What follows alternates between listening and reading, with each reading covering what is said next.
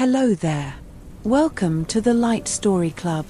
Settle in and find a comfy spot to relax. Before we get to the story, I would love to know your favorite myths and monsters. Comment where in the world you are and let's begin the story.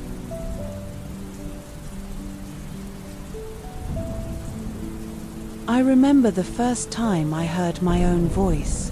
It bounced back at me from the high walls of the maze, echoing strangely, as if the stone itself spoke in reply. I didn't understand what it was then. I thought someone else lived there with me. I wasn't alone, I thought.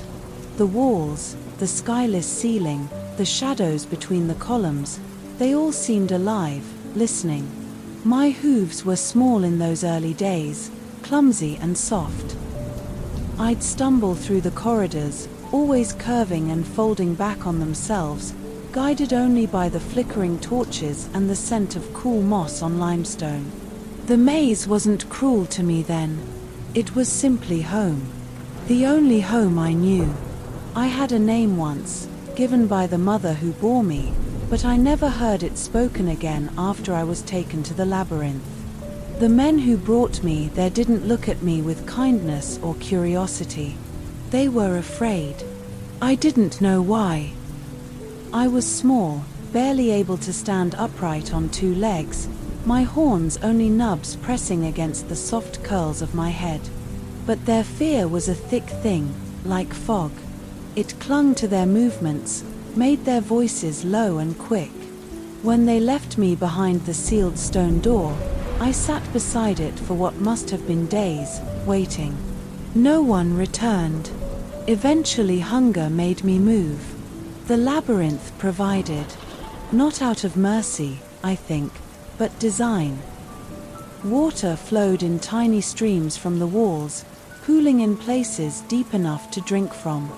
Figs and olives grew in corners where the sun somehow touched the earth, long shafts of light like gifts from the gods slipping through cracks I could never find. And there were animals, too. Wild goats, doves, even snakes. At first, I didn't know how to catch them. I would follow them silently until they disappeared around a bend, leaving only their scent in the air. Over time, I grew faster, stronger. I stopped thinking of them as companions and started thinking of them as food. I don't know how long those early years lasted. Time doesn't pass in the labyrinth the way it does in the world above. There are no stars, no moon to mark the seasons. Only the endless corridors, the stone that remembers everything. My body changed. My legs thickened, hooves hardened. My horns grew long and sharp, curving forward like crescent moons. The hair on my body darkened, spread.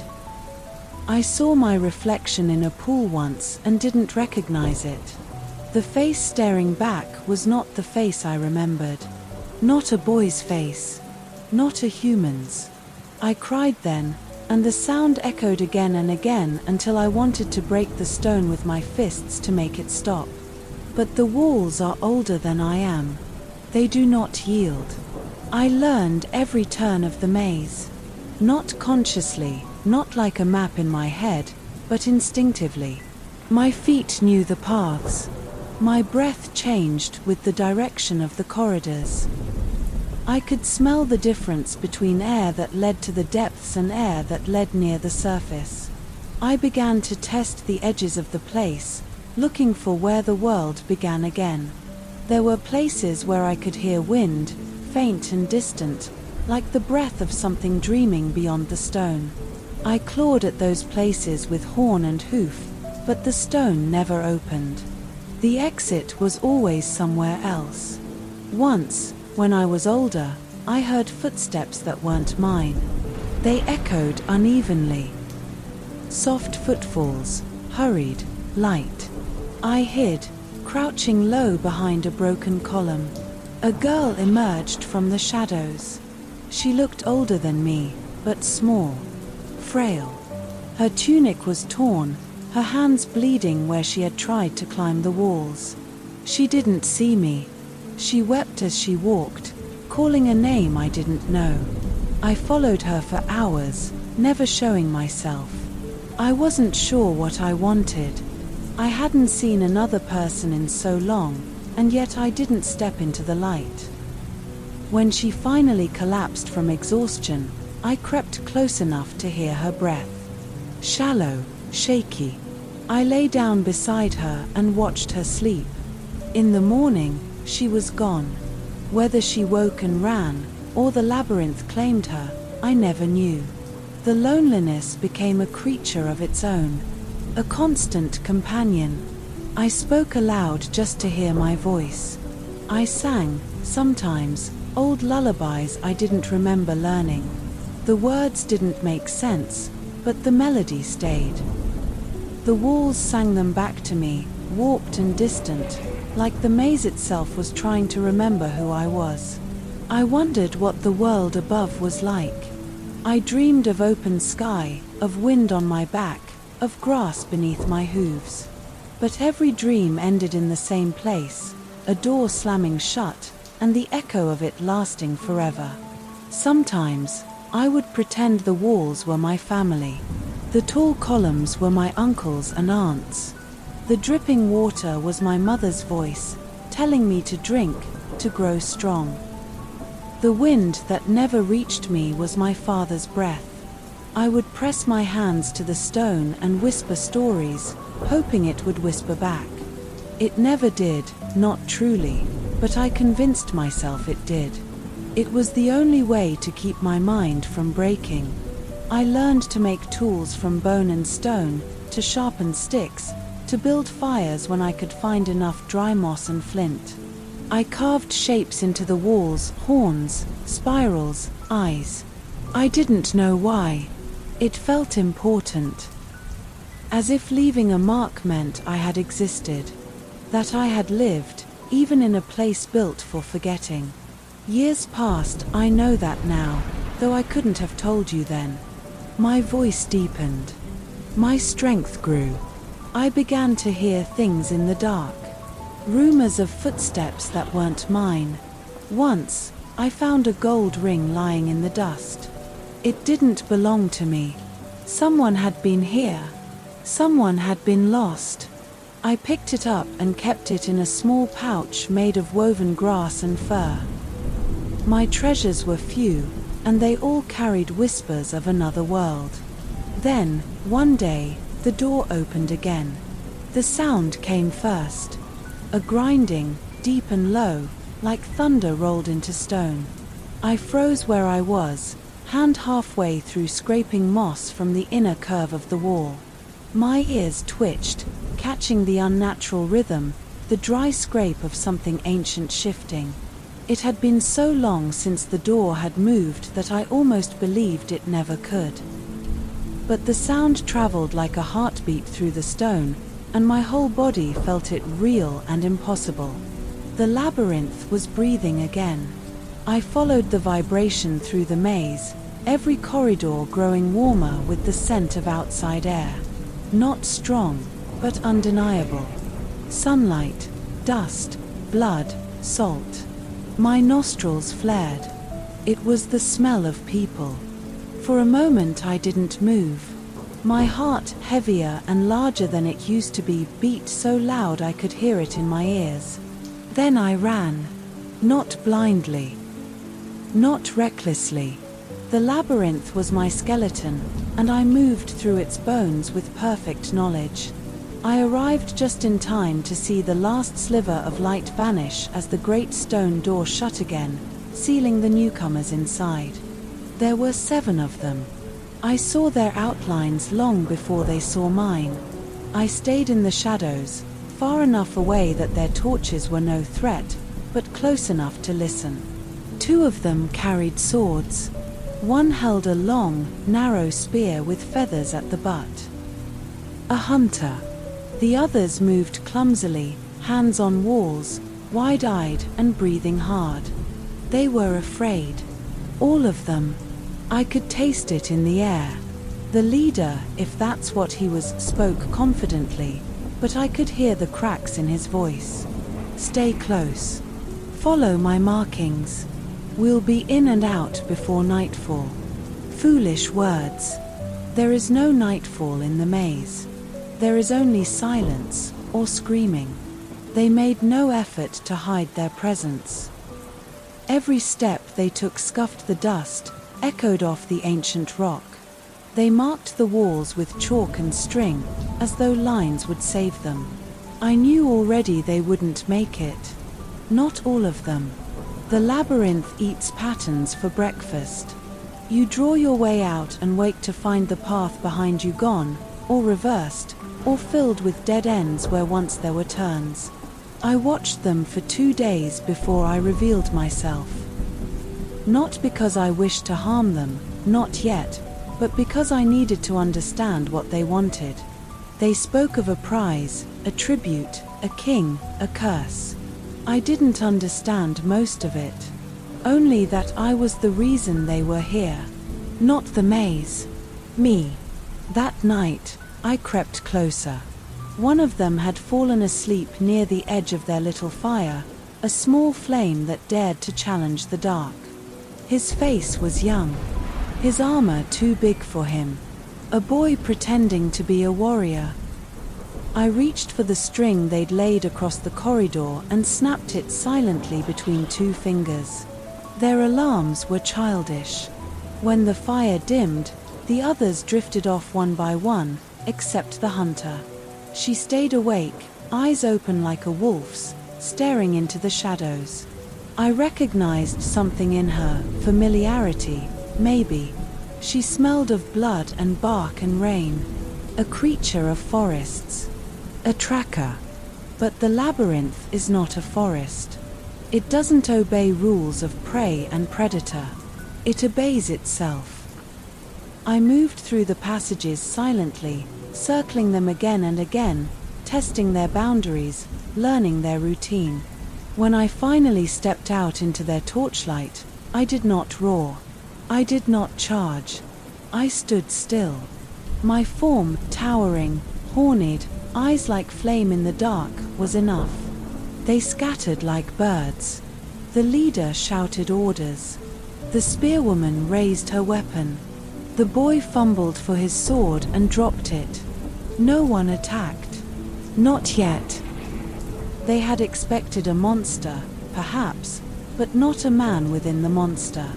I could see it on their faces, confusion, disbelief. They had imagined a beast, not someone watching them, thinking, feeling. I turned and vanished before they could decide whether to chase me. That night, one of them disappeared. Not by my doing. The labyrinth took him. He walked a little too far from camp and never came back. They called his name until their voices cracked. They left food at every branching they passed, hoping he would find his way back. He didn't. The hunter stared at the walls and cursed the gods. The boy wept. The leader grew more cruel, more certain of their control. On the 4th day, they tried to trap me. I admired the effort. They left a trail of water from their camp to a dead-end passage, hoping I would follow the scent. I did. But not on the ground. I climbed. Above their heads, the maze has chambers like catacombs, tunnels wide enough for me to slither through on hands and knees. I watched them from above as they whispered about killing me. He's not just a beast, the hunter said. He knows we're here. He's playing with us. I don't care if he talks like a god, the leader spat. We came here to end this thing. And we will. The boy didn't speak. His eyes wandered to the carved symbols on the wall. My markings. His fingers touched one carefully. A spiral inside a spiral. He traced it as if it meant something. Maybe it did. On the 6th night, I took their fire. Not because I needed to, but because I wanted them to feel what I felt. I waited until they were asleep, then swept the burning branch into the water channel and watched the flames hiss out. They awoke screaming. They stumbled in the dark, their voices rising like dying birds. The hunter lit a new torch with trembling hands and shouted my name. But they didn't know it. No one did. I didn't either. And then, for the first time in years, I spoke aloud to another living soul. "Why are you here?" I said. They froze. My voice did not sound like theirs. It rumbled like the stone, slow and cracked. But it was language. Thought. The hunter turned in a full circle, her spear up. "Show yourself." I did not. "Why are you here?" I asked again. "The king sent us," the leader said. "You are the curse on our land." I stepped closer to the edge of the torchlight. My horns caught the glow, glistening. "Do I look like a curse?" "You kill them," the hunter said. "All who enter. You leave only bones." "I leave what the maze does not keep," I said. "But I kill only those who come to kill me." They said nothing. The boy looked at me, and in his eyes, I saw the smallest flicker of something I'd never seen in any other visitor: pity. They left the next morning. Or tried to. The maze had already changed. And I followed. The labyrinth shifted the moment they tried to leave. I could feel it through the walls, hear it in the groan of ancient stone. What was once a straight path bent sideways, what led upward now descended. It does this sometimes, not out of cruelty, but out of instinct. Like a forest closing its roots around an intruder, like a mountain turning its face away from a climber. The maze is not only made of stone, it is memory.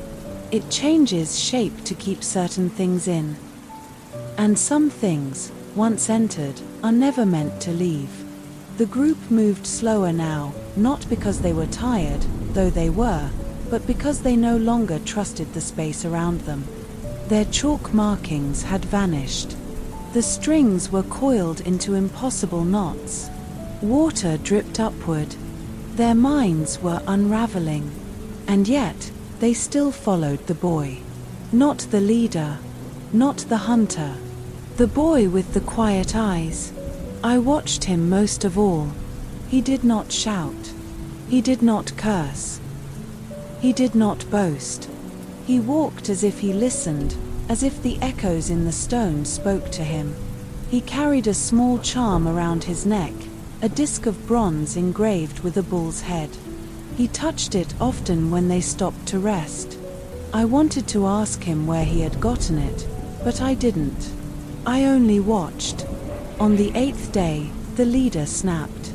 His voice grew loud and dangerous, accusing the hunter of leading them in circles, of failing to strike me down, of siding with the beast. She hit him. Hard. He bled from the mouth and said nothing after that, only glared into the fire as it burned lower than before. I wanted to sit with them. I wanted to ask them what the world was like now. Was there still sea beyond the mountains? Did the stars still fall? Did children still run through fields of wheat? But I remained silent. That night, I left a gift. I found a fig tree that grew in one of the far chambers. Hidden, high-walled, a place where light poured in from some crack so narrow I could never reach it. The fruit was sweet, full and gold-red. I picked enough to fill a pouch made of woven reeds and crept to the edge of their camp while they slept. I set it down beside the boy and disappeared into the dark. When he woke, I watched from above. He saw the pouch, opened it, and said nothing. He took one fig, bit into it, and handed the rest to the others. They stared at him, wary, suspicious. But hunger softened their caution, and soon they were eating in silence, the boy never saying where it came from. He only looked up, toward the shadows where I sat, and gave the smallest nod. I did not know what to make of it. No one had ever looked at me that way before. Not with fear, not with hatred, just recognition. On the 9th day, The hunter and the leader came to a silent agreement. They would kill me. Not out of glory now, or command, but because they were afraid they would die otherwise. I listened as they planned it.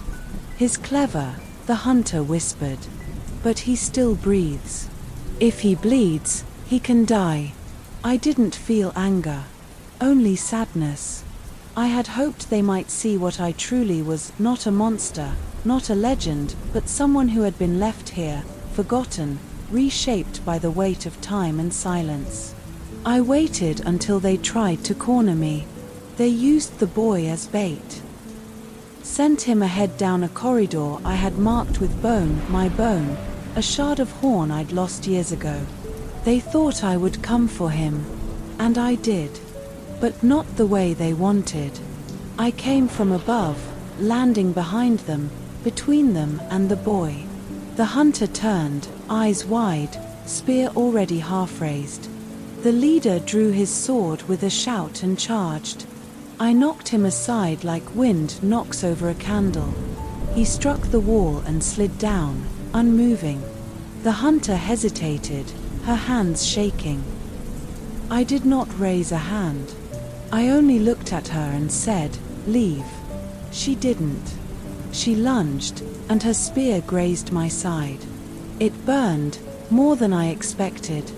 I caught the shaft before she could pull it back and broke it in half with one hand. The look in her eyes then wasn't fear. It was respect.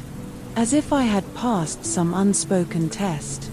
The boy ran forward and threw himself between us, arms spread wide. "Stop," he cried. "He's not the enemy." I stared at him. His body trembled, but he did not move. The hunter lowered what was left of her weapon. We stood in silence until the boy turned to me and asked, "What do you want?" It was such a simple question, and yet no one had ever asked it. "I want to go home," I said. The boy nodded. "So do we." The hunter knelt beside the leader. He was still breathing. She lifted him with care. She said nothing more. The boy turned back to me. "Show us the way out." "I don't know it," I said. "But I will try." That night, for the first time in memory, I sat with others beside a fire. They didn't speak. They didn't sleep. But they didn't run. I watched the flames twist into strange shapes, shadows dancing on the walls like stories I had forgotten. The boy fell asleep last. I watched him dream. His mouth twitched in sleep, whispering things I couldn't hear. The bronze charm at his neck glinted like starlight. I reached toward it, but stopped myself. I didn't want to wake him. Instead, I looked at the hunter. She stared into the fire with eyes full of worlds I'd never seen. "What's it like?" I asked, "out there?" She didn't answer at first. Then she said, "Bright, loud, cruel, beautiful." I nodded. That sounded right. "Is there anyone waiting for you?" "No," she said. "Is there anyone waiting for you?" I shook my head. The fire cracked, sending sparks into the air. She looked at me, really looked. "You're not what I expected." "You are," I said. She almost smiled. When the flames died, I stood. "Rest," I told them. "We move again at first light." I walked into the maze, alone, feeling the stone beneath my feet, the pulse of its memory. I didn't know how to find the exit, but I would search. For them. For him. For me. And for the first time, I didn't feel entirely alone. We moved together now. Not as allies, not yet, but no longer as predator and prey. The hunter watched me with careful eyes, her movements precise, deliberate, always one hand near her belt where a broken blade still hung. The boy kept close to me, asking no questions, saying little, but he walked as if my steps led the way. The leader, wounded and silent, leaned on her when he could walk, but mostly she carried him without complaint. Time passed strangely. The labyrinth shifted less, as if watching us, as if uncertain what we had become. Sometimes I thought I felt it hesitate, its great unseen heart slow to beat, unsure of how to trap something that refused to fit the mold of prey or intruder. It had no script for trust. Neither did I. The boy spoke to me one night while we rested in a chamber filled with hanging roots and walls damp with the scent of earth. "You could have killed us," he said. "Many times." I said nothing. He continued, "Why didn't you?" I traced my fingers along the cracked wall beside me, feeling where time had split stone.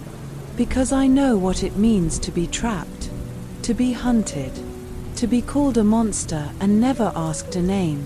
He looked at me for a long while. "Do you have a name?" "No," I said. "Not one that's mine." He nodded, then looked down at the bronze charm at his chest. "My mother gave me this. She said it would protect me. She said the Minotaur was sacred once.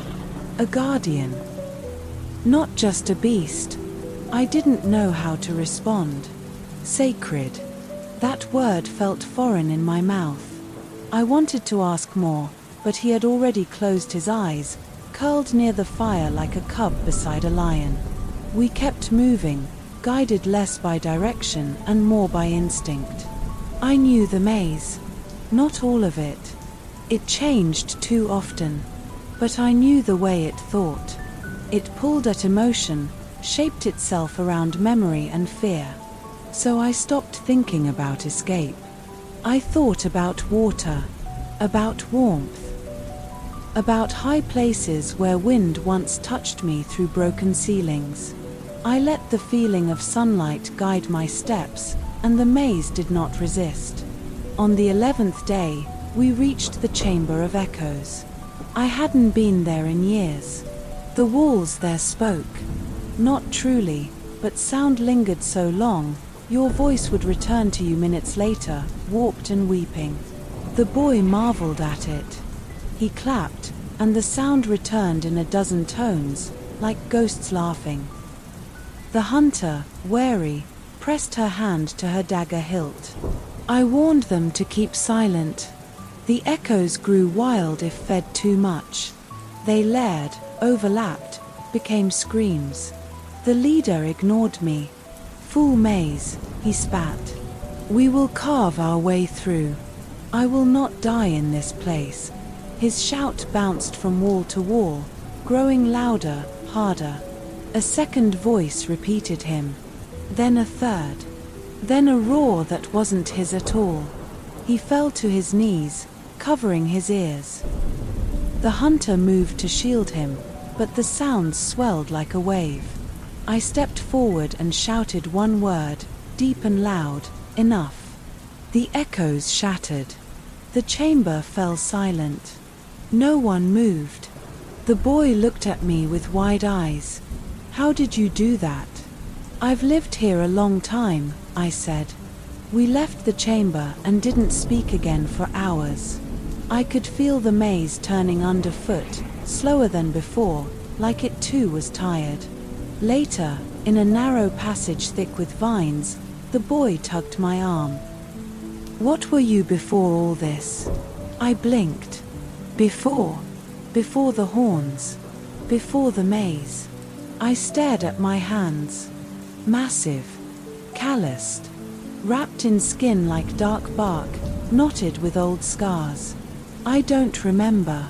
He nodded, as if that made perfect sense. "Maybe you were like me. Maybe they put you here because you weren't what they wanted you to be." I frowned. "What do you mean?" "My father wanted a soldier. My mother wanted a priest. I wanted to be neither. What did you want?" He thought for a long moment. "To be free." I didn't answer. I didn't have to. On the 13th day, we reached the old center. A place I had avoided for years. Once, I thought it was the heart of the maze, the place where I was made. But now I knew it was only a scar. The walls there were different, smoother, blackened as if burned. No torches would stay lit in that place. The air tasted of ash. Bones littered the corners, some long decayed, others disturbingly fresh. The hunter stopped at the threshold. "What is this?" "A place of endings," I said. "And beginnings." The boy stepped forward. "We have to go through, don't we?" I nodded. We passed through in silence. Even the leader, sullen and wounded, made no sound. Something about that place devoured language. It was as if every word spoken there would be carved into the walls in blood. I did not look too closely at the carvings already present. I knew some of them were mine. On the far side, the walls grew warm. I felt the air change. Not much, but enough. The maze was thinning. The skin of it had been pierced somewhere. Sunlight was near. And then we found the thread. It was stretched across a corridor like a spider's web, golden, impossibly fine, untouched by dust or time. The hunter gasped. "Is that?" "Yes," I said. "Ariadne's thread. The one that led Theseus out," the boy whispered. I nodded. I had seen it once before, long ago, before it vanished again into the folds of the maze. It always returns, eventually, like guilt or memory. The thread pulsed faintly with warmth. The boy reached out to touch it, but I grabbed his wrist. "It doesn't work for just anyone. It chooses." He looked up at me. "How do you know?" "Because I once followed it," I said, my voice bitter. "And it led me back here. Maybe it's different now." I stared at him, at his face. So open, so certain. For a moment, I believed him. The hunter stepped forward. "Then we follow it. One step at a time." We did. The thread curved and twisted, always just a little ahead, like it wanted us to chase it, like it was teasing us toward something not quite real. But the walls stopped shifting. The air grew cool. And somewhere ahead, I thought I heard birdsong. I hadn't heard a bird in years. I slowed. My chest tightened. I was afraid. The boy looked back. "What's wrong?" I touched the wall beside me. It was warm, alive, real. "I don't know what's beyond this," I said. He smiled gently. "Neither do I." But he reached back, and I took his hand. And together, we walked toward the light. The thread disappeared at the end of the corridor. It did not snap. It did not fade. It simply ceased to be. One step we were following it, the next we stood before a threshold that had not been there before. An archway grown from twisted ivory and stone-veined roots, its top braided with long strands of ancient flowers fossilized in bloom. Vines hung across it like curtains. The air smelled of earth, wet stone, and something faintly sweet, like the memory of apples. I had never seen this place, and that alone frightened me. The hunter approached the doorway first, her hand on her knife, eyes narrowed. She pushed aside the vines and stared into the passage beyond. "It's green," she whispered. I stepped beside her. What I saw was impossible. Beyond the arch, the maze fell away. Walls crumbled into terraces of moss and fern, broken pillars swallowed by thick flowering vines. A waterfall spilled from the ceiling of the world into a pool that shimmered with faint golden light. Birds, not echoes, not illusions, but living things with feathers and wings, nested in the high crevices of the ruin. The light was real. I felt it on my skin. I could taste the sun. I stepped forward. The ground was soft. Not damp, not slick with death or time, but full of life. There were footprints in the moss. One set, small, bare. Not the boys, not the hunters, not mine. They led away from the arch, down into the ruins, toward the pool. The leader, weakened and half delirious, muttered something and collapsed again beneath a crumbling statue of a goddess with no face. We left him to rest, though I wasn't sure he would rise again. The boy was quiet. He clutched the bronze charm at his chest and stared around in awe. "Is this the end?" "No," I said. "It's something else." The hunter knelt by the edge of the pool. "It's warm." I looked down into the water and saw my reflection. For the first time in years, I did not recoil. My face, broad, scarred, furred, stared back at me with a stillness I had never known. My horns, cracked and weathered, curved back like a crown. My eyes were not red. They were dark amber, full of light. The water did not distort me. It did not lie. It only showed what was. The boy knelt beside me. "You were never the monster they said you were." "I still did monstrous things," I whispered. "Maybe," he said. "But so did we. And we still do. That's not what defines us." He placed the bronze charm into the water. It sank, then rose again, brighter than before. He tied it around my wrist. "I think it belongs to you." I couldn't speak. We explored the ruins together. Each wall we passed felt like a memory brushing against my shoulder. Carvings lined the stone, not of battles, but of dances, celebrations, rites. Bulls and humans together, joined in ritual, not war. There was a story here. A forgotten story. Of a creature once worshipped, then betrayed. A guardian turned prisoner. A protector rebranded as curse. The boy ran his fingers across one carving, a woman with braided hair offering a garland to a horned figure not unlike myself. "Do you think she's Ariadne?" "I don't know." He looked at me. "Do you think she made this place?" "Maybe." It felt right. Like something she would have done, left behind a garden for the ones who came after. A place where the lost might remember who they once were. The hunter found a stairwell behind a collapsed wall. It led upward into a narrow hall that curved endlessly toward a crack in the stone. From it came sunlight, not imagined, not broken, but whole. Real sky. Real wind. I stepped back. "You go," I said. "The maze is ending. It's your path." The hunter turned. "You're not coming." I wasn't made to leave. I am a part of this. The boy shook his head. "No. You chose to stay. That's different.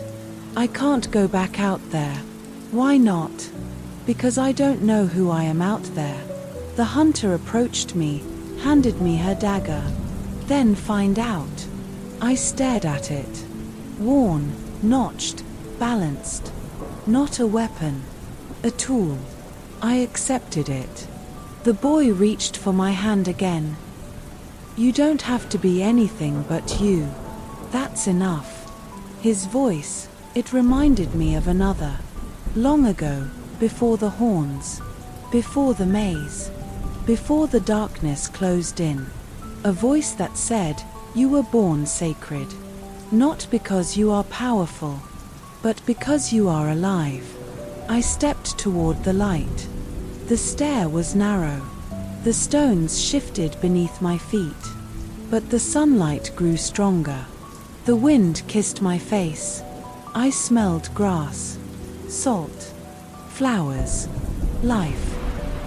I stepped through the crack and emerged into a world I had only seen in dreams. The sun blinded me, but I did not turn away. I heard the birds. I heard the waves. I felt the ground beneath me. and it did not shudder or twist.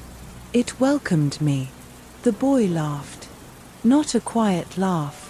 A full, wild sound that filled the valley below us. The hunter smiled.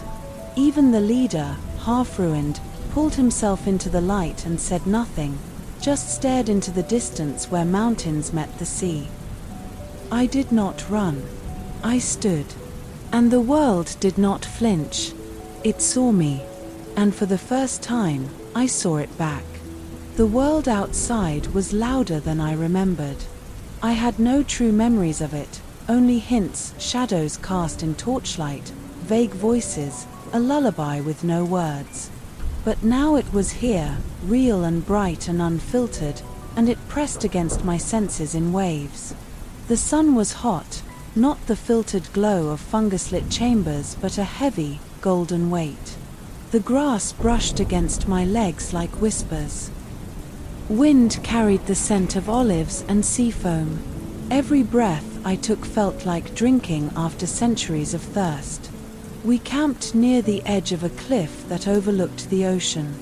The water stretched out so far, it seemed to curve away from the earth. I had never seen anything so vast. The boy sat beside me, legs dangling over the rock. He skipped a stone, and it vanished into the glittering distance. "Do you think anyone else made it out?" he asked quietly. I looked back toward the crack in the earth behind us. The maze was still there, but subdued now, its hunger drained, its shifting done. It breathed like a beast in slumber, no longer a cage but a scar. Some do. Most don't. Why us? I didn't answer, because I wasn't sure. Was it the thread? Luck? Or had we simply walked longer than others without surrendering to madness or memory? The hunter was sharpening her knife, though there was no danger in sight. It was her rhythm, her comfort. The leader sat beneath a cypress tree, face pale and gaunt, but his eyes clearer now. The maze had taken something from him, perhaps more than blood. I stood and wandered from camp. My hooves were clumsy on loose stone, and the earth felt strange beneath them. Up a winding path, I found a shrine. Old. Cracked. A stone bowl held rainwater, its surface scattered with leaves and insect wings. The statue above it was crumbling, but I could make out its form. A figure with horns like mine, but smaller, delicate, almost beautiful. Not monstrous. A crown of wheat rested atop its head, moss-grown and worn.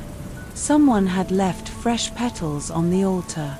I knelt before it, not knowing why. There were words carved into the base, half-faded. I traced them with my fingers. Asterion. I said it aloud, and the wind stirred the trees. Asterion. A name. My name. It was not given to me by a captor or shouted by frightened invaders. It was not the name of a beast. It was a name from before the horns, before the darkness. A prince's name. A child's name. A sacred name. I spoke it again. I am Asterion. The boy found me some time later. What did you find? I turned to him. Myself. He smiled, and for a moment, I saw the spark of what he might become. Not just a boy. Not just a survivor. But something more. A thread of his own. He looked down at the carved name. Asterion, he repeated. That's beautiful. We returned to camp, and that night, I told them stories. Not of violence, not of wandering halls of stone, but of what I imagined the world once was, when the labyrinth was a place of celebration, when drums echoed beneath stars and horns were worn with pride, not shame. The hunter listened with narrowed eyes, skeptical but silent. The leader dozed, mumbling dreams. The boy asked for more. We stayed there for 3 days. The world beyond the labyrinth felt hesitant, as if waiting to see what we would do. On the fourth day, we descended the cliffs toward a road half buried by time. Travelers passed us once, 3 figures in dark robes with donkeys laden with herbs. They stared, but did not speak.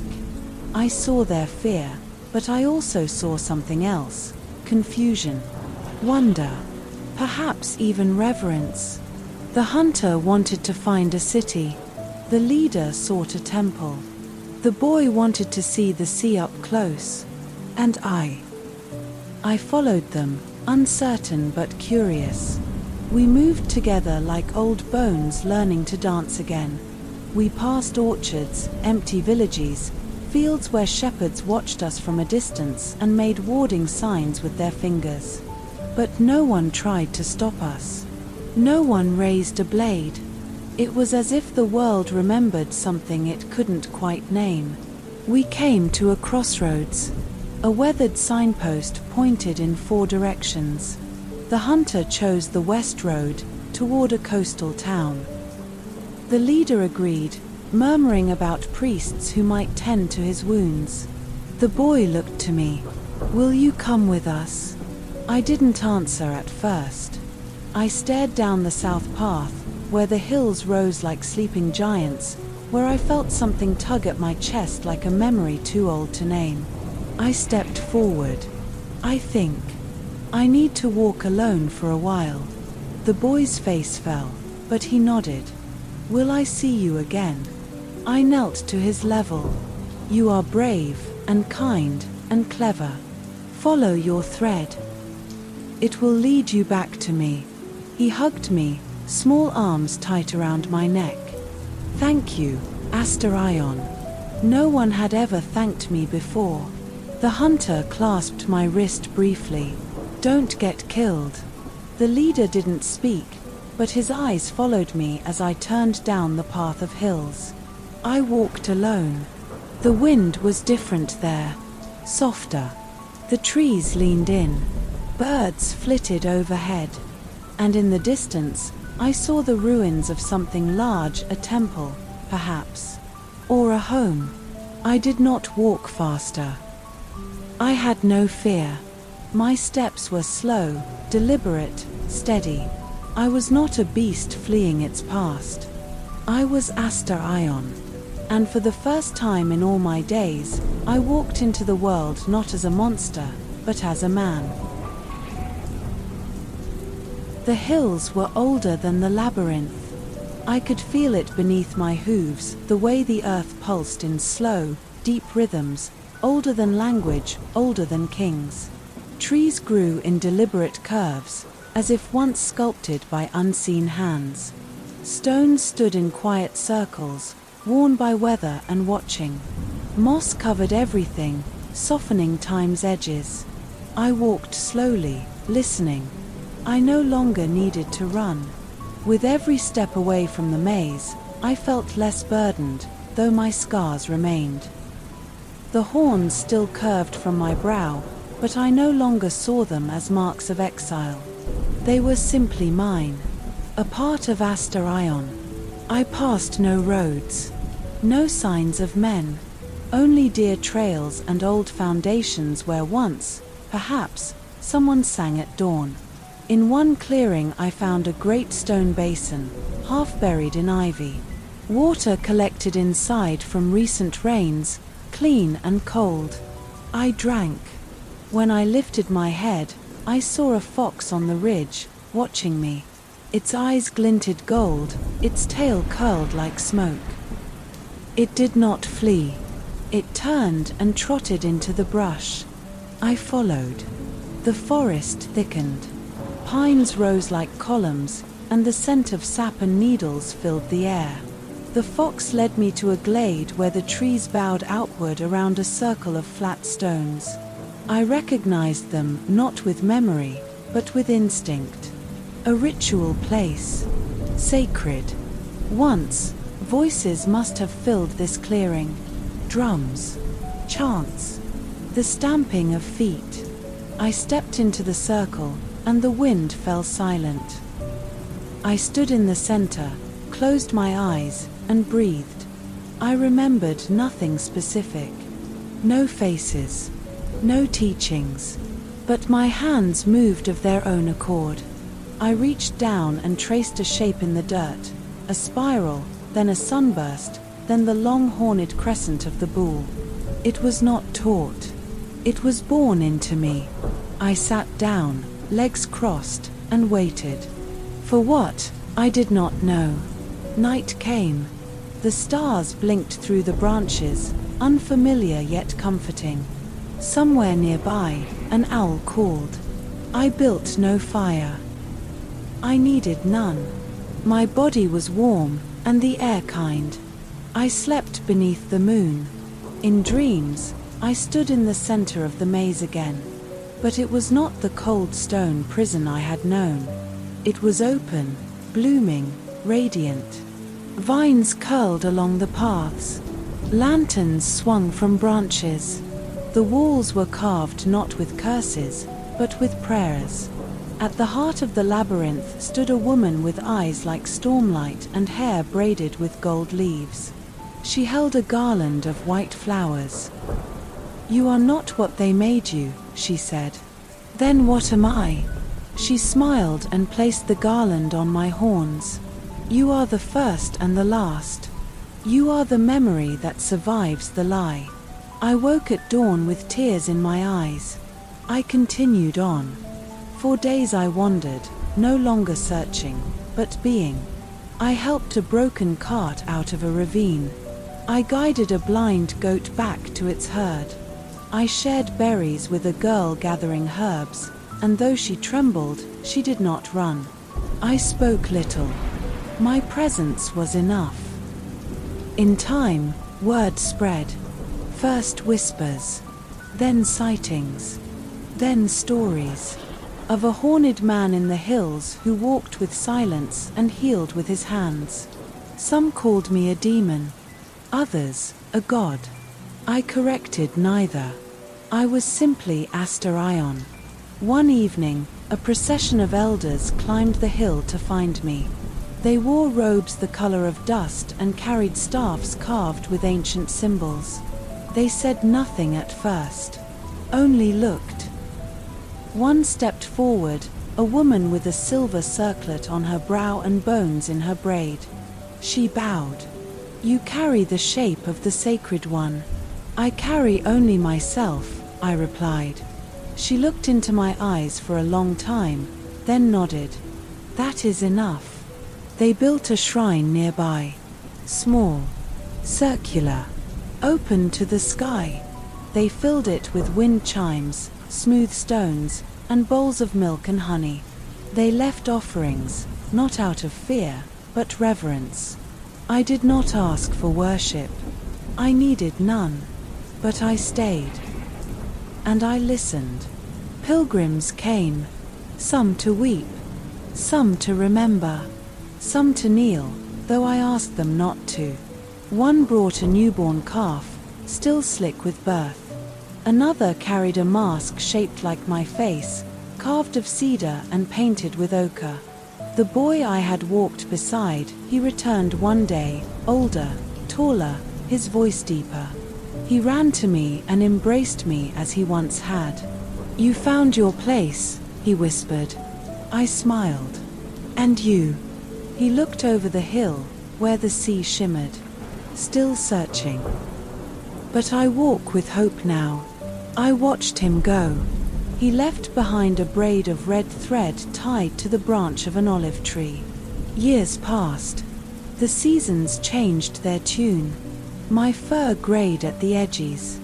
My muscles softened. The horns stayed strong. Children were born who only knew me as the guardian of the hills. They brought songs. They danced around the spiral I had once drawn in dirt, now carved in stone. The circle I found that first day was no longer empty. It pulsed with life. But I never forgot the maze. It lived inside me not as a wound, but as a seed. From that pain grew patience. From that darkness, clarity. From solitude, peace. And one night, beneath a full moon, I saw her again, the woman from my dream. Ariadne. She stood at the edge of the glade, woven from starlight, her hands full of blossoms. "Thank you," she whispered.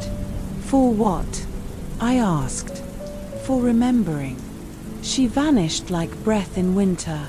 I looked at the stars, then at the spiral stone before me. "I remember," I said. And the wind answered. The seasons turned, and I watched. I marked the passing of time not by calendars or kings, but by the slow golden bend of the olive branches, the thawing of the stream's edge, the scent of fig blossoms returning each spring. People still came to the shrine. They called it the Temple of the Horned One. I corrected them less often now, not because I accepted worship, but because I had learned the strange comfort of silence. In silence, truth blooms differently, not shouted, not defended, simply lived.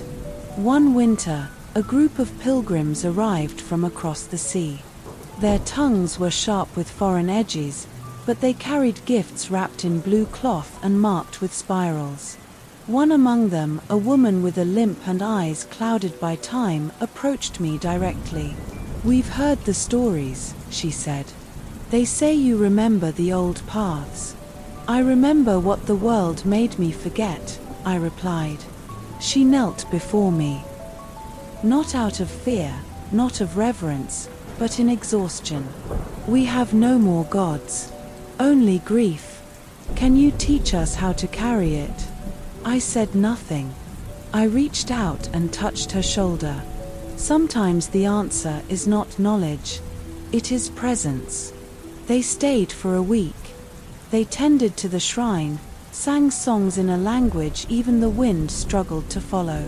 Before they left, they planted a tree on the western edge of the clearing, a small almond tree, roots wrapped in damp cloth. "So that when you are gone," they said, "there will still be something left that grows because of you." I watched it every day. One dawn, I awoke to the distant sound of hooves. But not my own. Not cattle. These were sharper, quicker, war horses. And above the rhythm of hooves came metal, and breath, and order shouted like thunder. Soldiers. They didn't come to kneel. I stood in the center of the spiral stone and waited. The captain approached, tall and bristling with medals. His men fanned out, eyes twitching toward their scabbards. "We've received reports of a creature living in the hills," the captain said. "A thing with horns. They say it draws crowds." "I am no creature," I replied. "You're not a man." "I never claimed to be." He stared, unsure how to respond to such stillness. I could see it in his eyes. He expected rage. Resistance. The feral beast of the stories his nursemaids whispered in youth. But I was not that story anymore. I was not the shadow cast on the nursery wall. "We're under orders to seize you," he said, less certain now. "To bring you back to the palace for study." "I won't go." Silence stretched long between us. "Then we'll burn this place down." Behind him, a soldier was already setting oil near the almond tree. I stepped forward, and the wind shifted. Every leaf in the grove stirred. The chimes at the shrine began to sing. The clouds darkened. Not from anger, not divine wrath, but from something older. Grief. The earth itself remembered what had been done before. The burning, the betrayal, the exile. It remembered the first cage, the first wound. I stood taller. "I will not stop you," I said, voice calm. "But you will carry the weight of this for the rest of your life. And so will your children." The soldier dropped the torch. The fire never came. The captain stepped back, muttered something to his men, and turned. They left as quickly as they had come, no blood spilled, but none unwounded.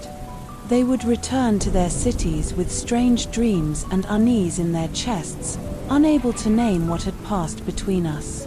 The almond tree survived. So did I.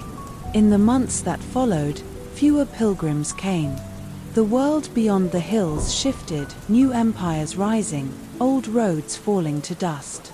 Temples were emptied, gods renamed. But the spiral remained. And the thread within me stayed taut, guiding me not forward or back, but inward. One dusk, the boy returned again. No longer a boy. A man now, with lines at his eyes and a streak of silver at his temple. He had seen cities, wars, lovers. He carried nothing but a walking staff and a worn satchel. When he saw me, he smiled. "You're still here. And you came back." He laughed. I never forgot the thread. We sat beneath the olive tree and shared a meal of bread and olives, figs, and soft cheese.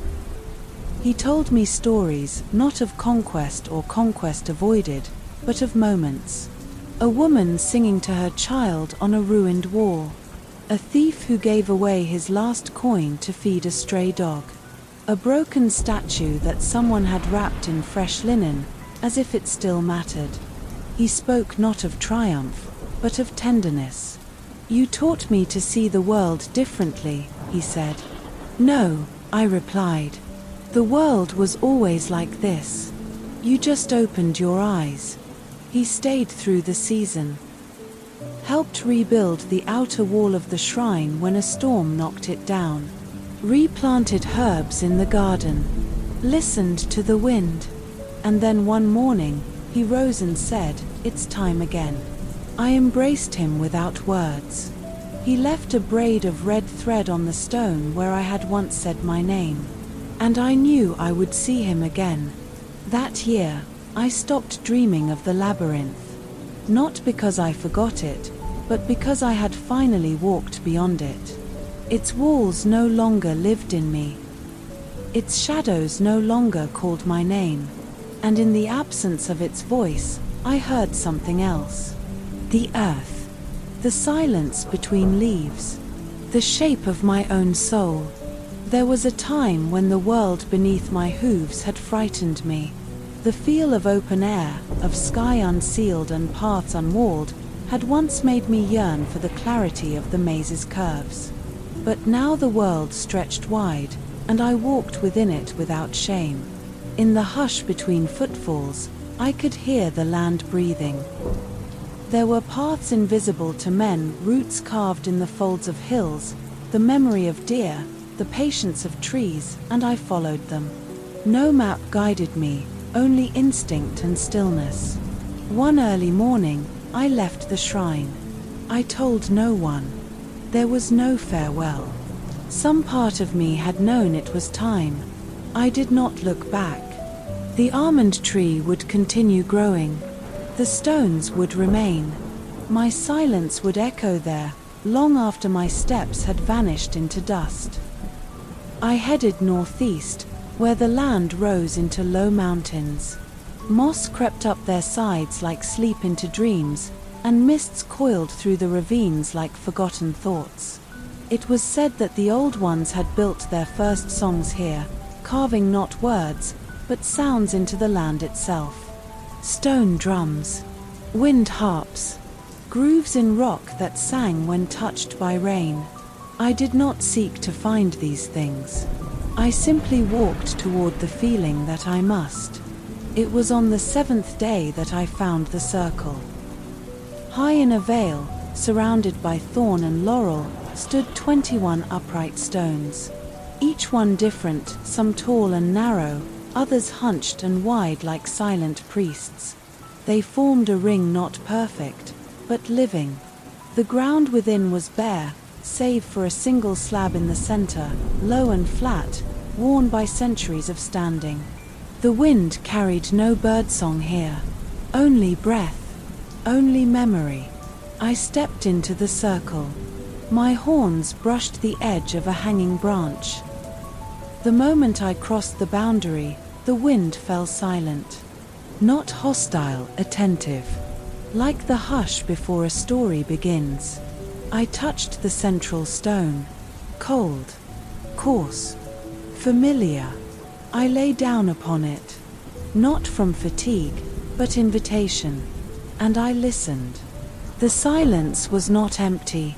It spoke, not in words, but in feeling, in knowing. The kind of knowing that belongs not to the brain but the marrow. I closed my eyes. I felt the stone beneath me, the mountain below that, the world turning beneath that. I felt the weight of my own body, bones strong as carved basalt, blood thick as memory. And in that silence, I remembered the very first sound. Not of hooves or heartbeats, but the cry I made when I was born. Not monstrous, not cursed, just a newborn's cry. The gasp of a soul entering a world it did not yet understand. The stone remembered it. I wept. The stars rose above while I lay upon the slab. One by one they appeared, not the constellations I knew from the shrine, but older ones. Spirals, horns, eyes, a thread stretching from horizon to horizon. The stones began to hum. It was not music I could name, but I knew it was music. A harmony between cold rock and warm night, between what had passed and what would come again. The hum resonated in my bones. My horns tingled. My breath matched the rhythm. I did not sleep.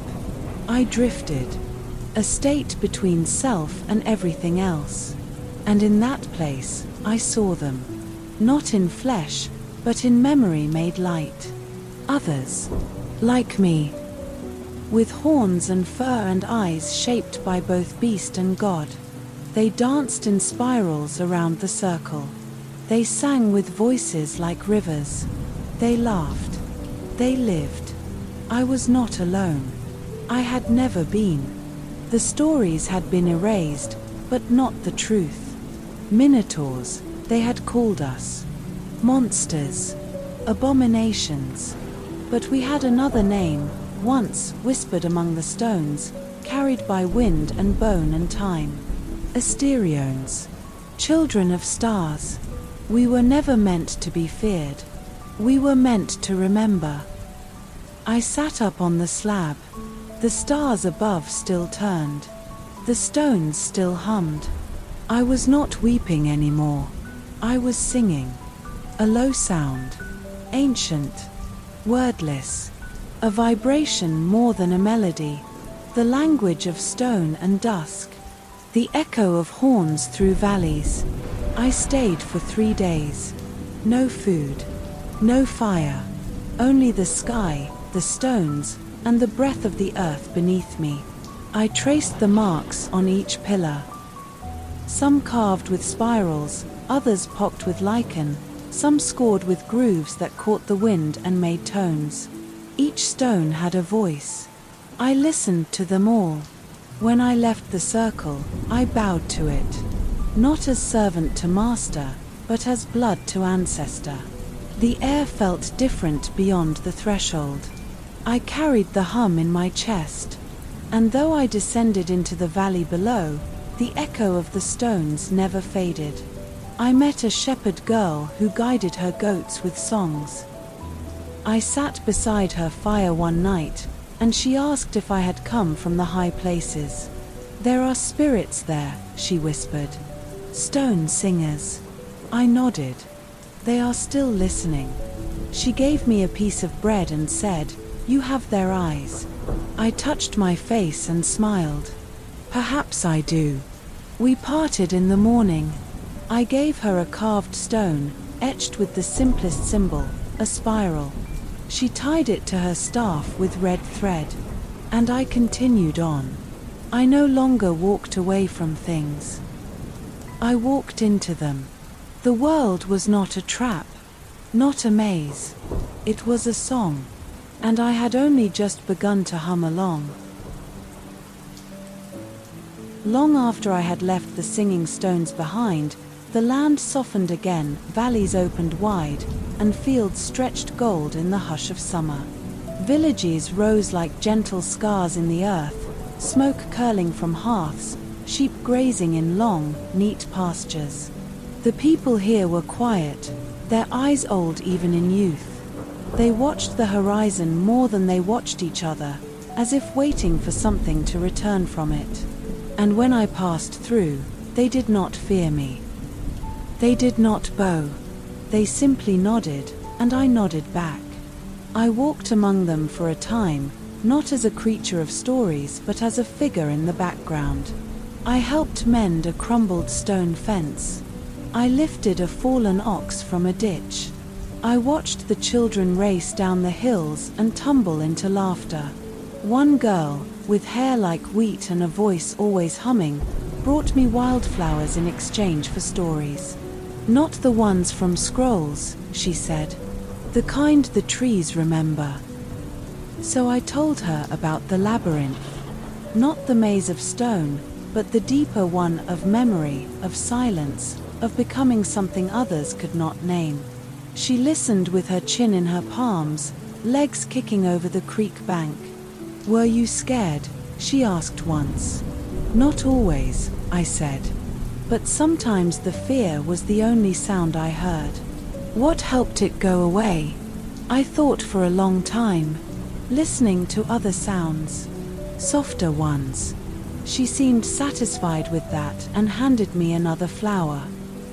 A blue one this time, its petals like sky spun into cloth. But even in peace, shadows stir. One morning, before the village stirred, I sensed something wrong. The wind carried a scent I hadn't smelled in many seasons: iron, smoke, and ambition. I climbed a nearby ridge and saw them. Riders. Not merchants. Not pilgrims. Men in dark armor with banners I didn't recognize. Their shields bore no gods, only a symbol, a white spiral broken through its center. They were not here to learn. I returned to the village at once, and though I said no words, they saw it in my face.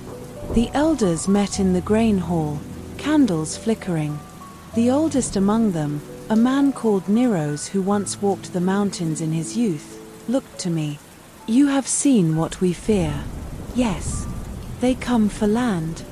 "No," I said, though I could not explain further. "They come for silence." He understood. That night, the villagers did not sleep. They packed what they could.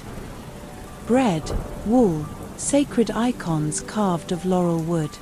They did not flee in panic. They moved with a calm sorrow, as if evacuating not just a home, but a dream. Some chose to stay. The old. The stubborn. The ones who had no need to run from what was coming. I stayed too. Not out of heroism, but because the spiral in my chest had begun to turn again. Something was rising. Not rage. Not revenge. But the old memory of what I was before the stories. The first horned breath. The gaze of the moon on my brow. When they came, they did not speak. The riders dismounted and set fire to the eastern fields.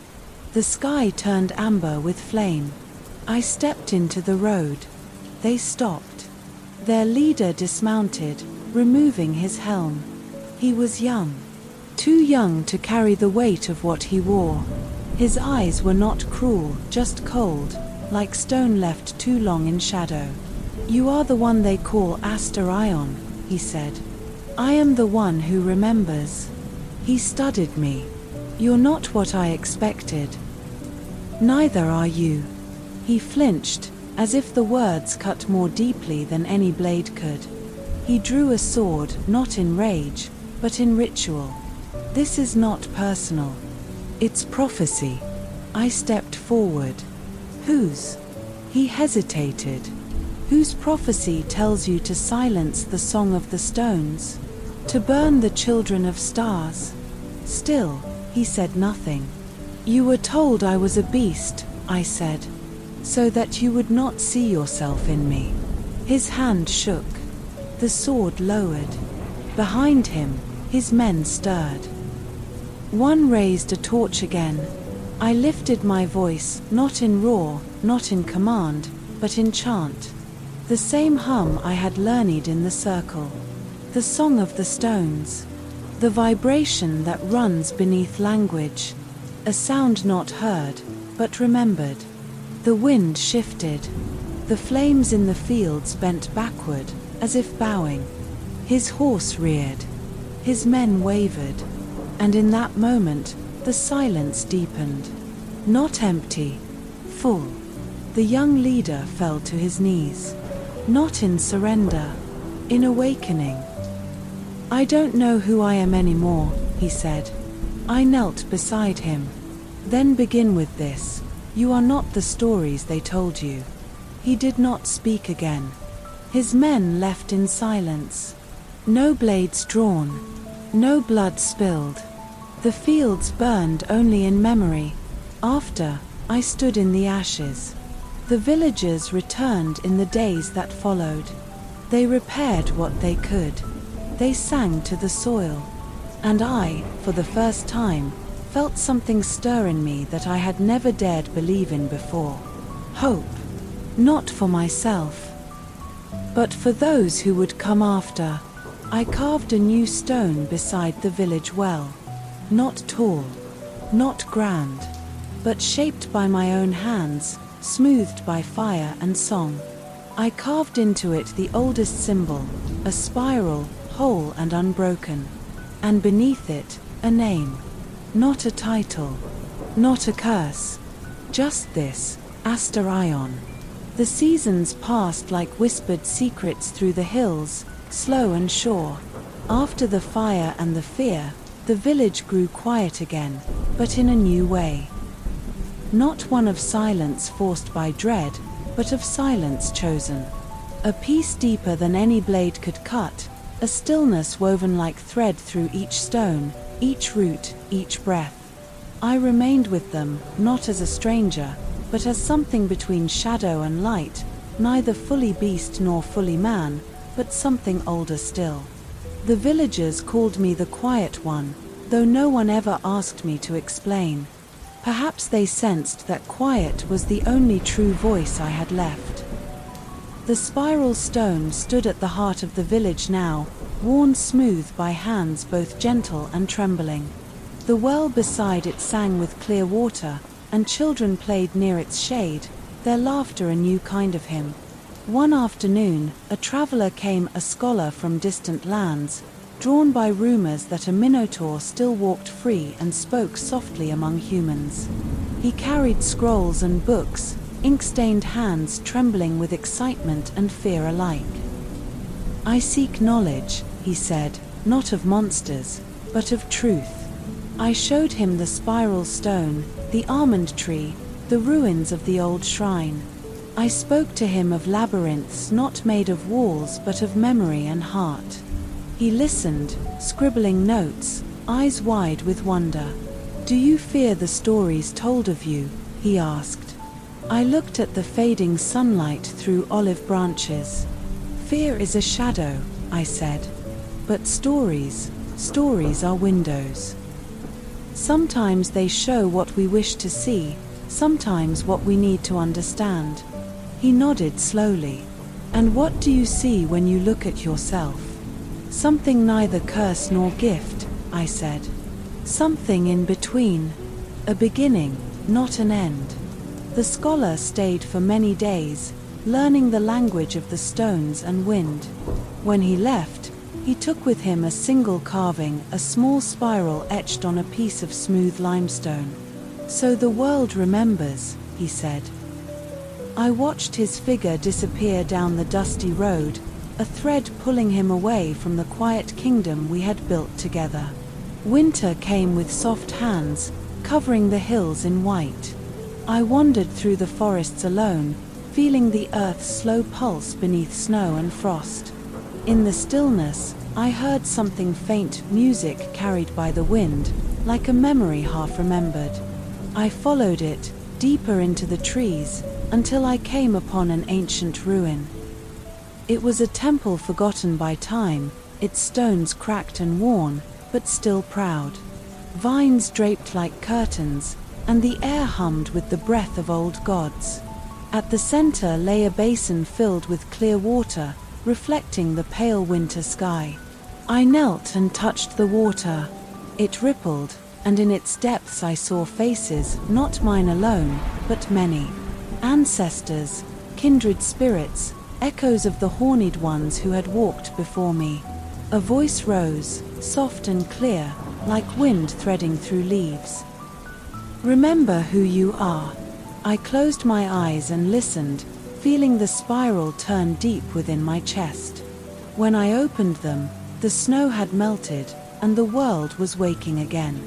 I stood, feeling the quiet kingdom settle in my bones like a song without end. The labyrinth was behind me, the path ahead unknown but alive. And in that moment, I understood. The true journey was never about finding a way out, but learning to walk the winding road with open eyes and a steady heart. The morning light crept softly over the hills, painting the world in hues of gold and rose. I stood on a ridge overlooking the valley, the same valley where I was born, and yet not the same. Time had folded and unfolded like the spirals carved deep in stone, carrying me through paths both dark and bright, through silence and song. I carried no sword, no shield, only the slow steady beat of my own heart, the echo of the stones humming within me. The spiral that once marked my birth now marked my becoming. Not a trap, not a prison, but a promise. I walked slowly down the slope, my breath visible in the crisp morning air, and felt the earth pulse beneath my feet, alive, patient, knowing. The village stirred in the distance, smoke rising from chimneys, children's laughter riding on the breeze.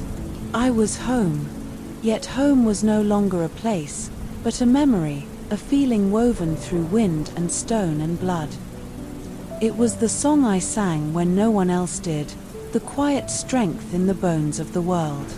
I remembered the labyrinth, the endless twisting corridors where fear once lived. But now, labyrinth meant something else, a journey inward, a weaving of shadow and light, the spiral that turns endlessly but leads always back to the self. The sun climbed higher, and the day stretched wide before me. I thought of the stones that sang, the voices of those who came before and those who would come after. I thought of the girl with wildflowers, the scholar with ink-stained hands, the young rider who saw beyond fear. I was not alone. Never alone. The horns on my head caught the light, casting long shadows like ancient branches reaching into the sky. I smiled, a sound low and deep, a rumble that rose from the earth itself. There was no need to run anymore. No need to hide in the dark or silence my song. The spiral turns, I thought, and with each turn, I grow. The world is wide, and I am part of it. Asterion, child of stars and stone, bearer of quiet strength and song. I breathed in the morning, the promise of new paths, new stories, and I walked forward.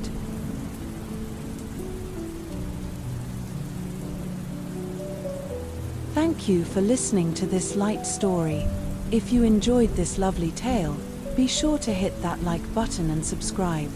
Light Story Club will be here for when you want to listen to another chronicle to help you rest. Goodbye for now.